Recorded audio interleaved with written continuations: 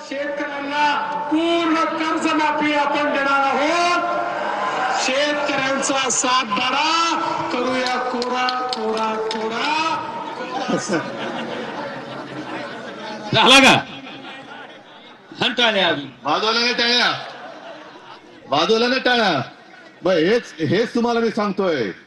जसं निवडणुकीच्या आधी शेतकऱ्यांचा सातबारा करू कोरा कोरा कोरा. आता लोक विचारतात, शेतकरी विचारतात आता कुठे पाडायला चोरा. हा, मत चोरा, मत चोरी करून सत्तेवर आलंय. तसंच माझं मत आहे उलट आहे.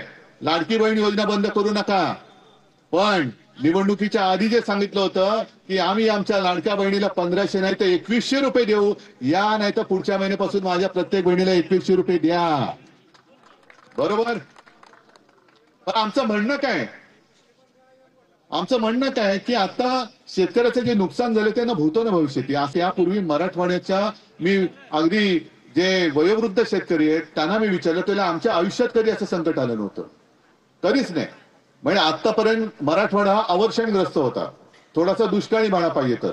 पण आता जो काही पाऊस आला, काल सुद्धा फिरलो, त्यांनी मला सांगितलं नदी पात्रातनं पाण्याचे लोंढेच्या लोंढे जे वाहून आले लोटच्या लोट. त्यांनी जमीन खरडून गेली, विजेचे खांब उद्ध्वस्त झाले, पूल पडले, सगळं पडलं, रस्ते वाहून गेले.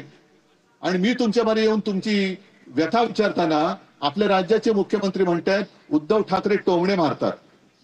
शेतकरी कर्जमुक्त झालंच पाहिजे. टोमणे हा टोमणा नाही, पण मी टोला जरूर मारणार. हा टोलाच मारायचा आहे. माझ्या शेतकऱ्याला हेक्टरी 50,000 रुपये मिळाले पाहिजेत. हा टोमणा आहे काय? हा, बरं आता मी फिरतोय, मी कुठे माझं कौतुक सांगते, कर्जमुक्ती केली तुम्ही सांगताय, मी त्यावेळेला फिरलो का मिळाली की नाही मिळाली की नाही? मी नाही केलं असं पाप, कारण माझं कर्तव्य केले का उपकार नव्हते केले. बरं, तेव्हा हे कसं करत होते, लाडकी बहीण सगळ्या महिलांना गोळा करायचे, मिळाली की नाही मिळाली की नाही. मग महिला पण विचार साने आहेत त्या, त्यांनी केला त्यांचा सत्कार, हो मिळाले मिळाले, आणि देऊन बसली मतं. पण स्वतःची टिमकी तेव्हा वाजवली या लोकांनी. आता का नाही विचारले लाडक्या बहिणींना तुम्हाला मिळतात की नाही पैसे? आता का नाही विचारले शेतकऱ्याला? पॅकेज म्हणे 31,000 किती 800 कोटी, म्हणजे आतापर्यंत इतिहासातलं सगळ्यात मोठं पॅकेज जाहीर केलं. जाहीर करायला कोणाचं काय जाते? पण जाहीर केलेल्यातल्या 31,800 कोटी पैकी तुमच्या हातामध्ये प्रत्यक्ष किती आले? ज्या दिवशी ते सगळे येतील त्यावेळेला मुख्यमंत्र्यापेक्षा आनंदी मी असेल.